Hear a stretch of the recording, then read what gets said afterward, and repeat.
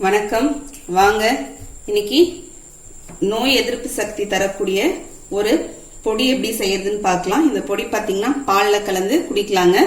இது சளி பிடிச்சிருக்கும் போது, இரும்பல், தொண்டை கரகரப்புக்கெல்லாம் குடிச்சோம்னா நல்லாவே கேட்கும். இது இப்ப இருக்கிற சூழ்நிலையில நம்ம இந்த சளி இருந்தாலும் இல்லைனாலும் நம்ம வாரத்துல ஒரு 4 நாளைக்கு எடுத்துக்கலாங்க. அதுக்கு தேவையான பொருட்கள் பாத்தீங்கன்னா சுக்கு எடுத்து வச்சிருக்கேன்.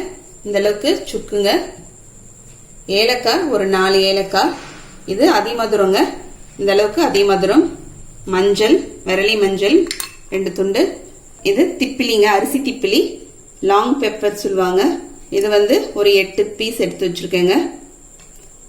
மிளகு ஒரு 20 மிளகு எடுத்து வச்சிருக்கேன். இது பாத்தீங்கன்னா சித்திரத்தை பொடிங்க. இதுல பொடியா போட்டுக்கலாம். ஏன்னா சித்திரத்தை பாத்தீங்கன்னா நல்லா ஹார்டா இருக்கும். நம்ம குழந்தைக்கு சளி பிடிச்சிருக்கும் போது கூட இந்த சித்திரத்தையை தட்டி நல்லா கொதிக்க வச்சு, வெறுமனே சித்திரத்தையை மட்டும் நம்ம தட்டி தண்ணியில நல்லா கொதிக்க வச்சுட்டு தேன் கலந்து, சின்ன குழந்தைங்களுக்கே தேன் கலந்து ஒரு பாலாடை ஊத்தி விடுவாங்க, இரும்பெல்லாம் இல்லாம இருக்கிறதுக்காக. அது இதுல போட்டு நம்ம அரைச்சோம்னா ரொம்ப ஹார்டா இருக்கிறதுனால இந்த சித்திரத்தை பொடி வாங்கி வச்சிருக்கேங்க.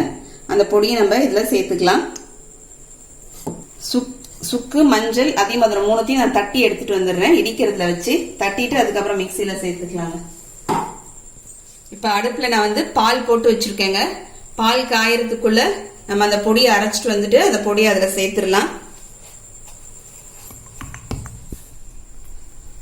இந்த மாதிரி நம்ம கீழே ஒரு டவல் மாதிரி நல்லா போட்டு, மேட்டு டவல் ஏதாவது போட்டு இடிச்சுக்கலாங்க. அக்ஷய வீட்டு சேனலை இது வரைக்கும் சப்ஸ்கிரைப் பண்ணாதவங்க இந்த வீடியோ கீழே உள்ள ரெட் கலர் பட்டனை பிரஸ் பண்ணி சப்ஸ்கிரைப் பண்ணிக்கோங்க. கூடவே பக்கத்தில் இருக்கிற பெல் பட்டனையும் கிளிக் பண்ணிக்கிங்க. அப்பதான் நான் போடுற வீடியோட நோட்டிபிகேஷன் உங்களுக்கு உடனுக்குடனே வந்து சேரும். அதிமதுரம் போட்டிருக்கேன்.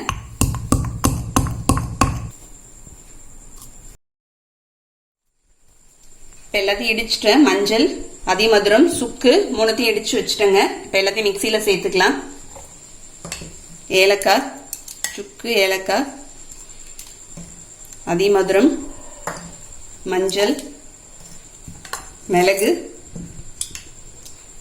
அரிசி திப்பிலி, இது கூடவே இந்த ஸ்பூனால ஒரு அரை ஸ்பூன்ல ஒரு 1/4 ஸ்பூன்ல இருந்து ஒரு அரை ஸ்பூன் அளவுக்கு சித்திரத்தை பொடி சேர்த்துக்கலாம். கொஞ்சம் சேர்த்தாவே போதுங்க. இதெல்லாம் மிக்சியில போட்டு பொடி பண்ணிடலாங்க.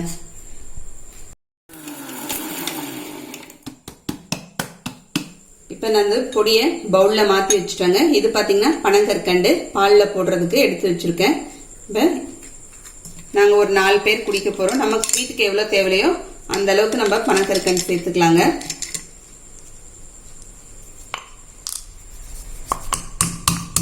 அதையும் இடிச்சுட்டு சேர்த்துக்கலாம்.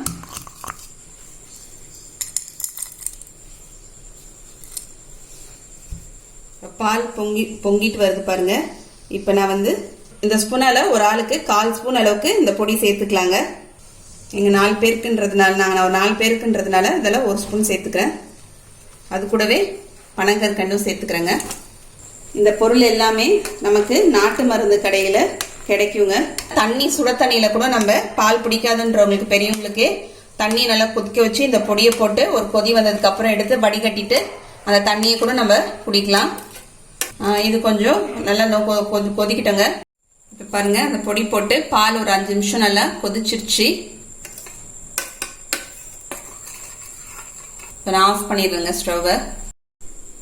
இப்ப பாலை வடிகட்டிக்கலாங்க. நமக்கு வாய் பொறுக்கிற அளவுக்கு சூட்டுக்கு நம்ம கொஞ்சம் கதன்னு குடிச்சுக்கலாம்.